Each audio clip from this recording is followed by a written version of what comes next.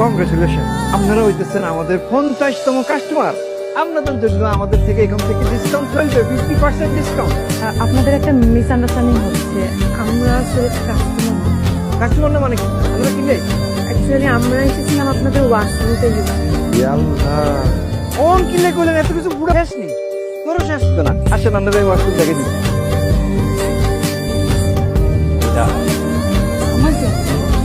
কে জানাবেন কেমন লাগে? আপনি এখানে? কিন্তু আমি তো আপনার কাছে আছি। আমি এসেছি আপনার রেস্টুরেন্টে কফি খেতে। আমি এখানে এসেছি একটু একা থাকার জন্য। আপনার কি আজকে মন খারাপ? আসলে মেয়েদেরকে না, মেয়েদের মন খারাপ কিনা সেটা জিজ্ঞেস করে কোনো লাভ নেই। আর বিনা কারণে মেয়েদের মন বেশিরভাগ সময় খারাপ থাকে। আপনার মন খারাপ থাকলে আপনাকে আরো বেশি সুন্দর লাগে। প্রেমে ফুরসত নেই। না সেরকম কিছু না। এত দেরি করলেন কেন? সে কখন থেকে আমি আপনার জন্য অপেক্ষা করছি। কি করব বলুন ম্যাডাম, টিউশনি শেষ করে বাইরে তখন ঝুম বৃষ্টি।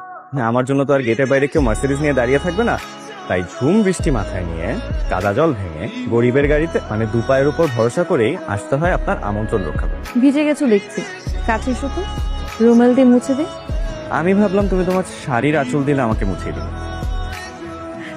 বাপরে বাপ, আপনার তো দেখছি পুরোটাই মুখস্থ। এরপর হুট করে ক্যাফেতে মেঘার আসা বন্ধ হয়ে গেল। সেলফোনে কল দেওয়ার পর সেটাও সুইচ অফ। আরে ও তো এক সপ্তাহ ধরে অফিসেই আসছে না, ছুটি নিয়েছিল। হুট করে একদিন ইমেইলে রিজন এটা পাঠিয়ে দিল। মেঘা ম্যাডাম আছে? মেগা ম্যাডামের কি হল? ফ্রেন্ড হই ফ্রেন্ড। আপনাদেরকে তো মেগা ম্যাডামের ফ্রেন্ড মনে হয় না। আপনার এত কিছু তো বোঝার দরকার নাই। ঠিক আছে বারেন। আঙ্কেল, তুমি কি আমাকে চিনো? আমি তো তোমাকে চিনি না, তাহলে আমাকে খুঁজতে এসেছো কেন? তোমার নাম মেঘা? হ্যাঁ, আমার নাম মেঘা।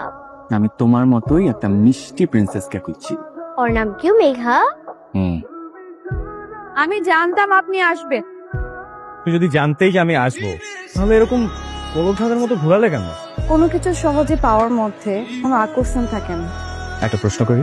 সব প্রশ্ন উত্তর কি জানা জরুরি? আমি জানি তোমার প্রশ্ন কি, আর তুমিও জানো আমার উত্তর কি। Megha, I love you.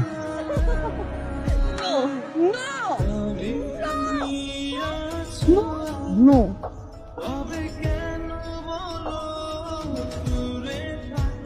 ভাইয়া কি আমাকে ডেকেছেন?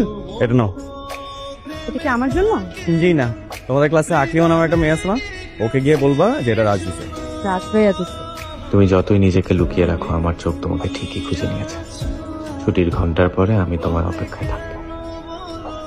আকলিমা জানো, তুমি যে আমাকে লুকায় লুকায় দেখো, এটা কিন্তু আমি ঠিকই বুঝতে পারি। সরি, আর হবে না। আরে দেখো, আমার খুব ভালো লাগতো তুমি যদি নিজে থেকে এসে আমার সাথে কথা বলো। কেন জানি তোমাকে আমার খুব ভালো লাগছে। দেখো, আমি জানি তুমি সায়েন্স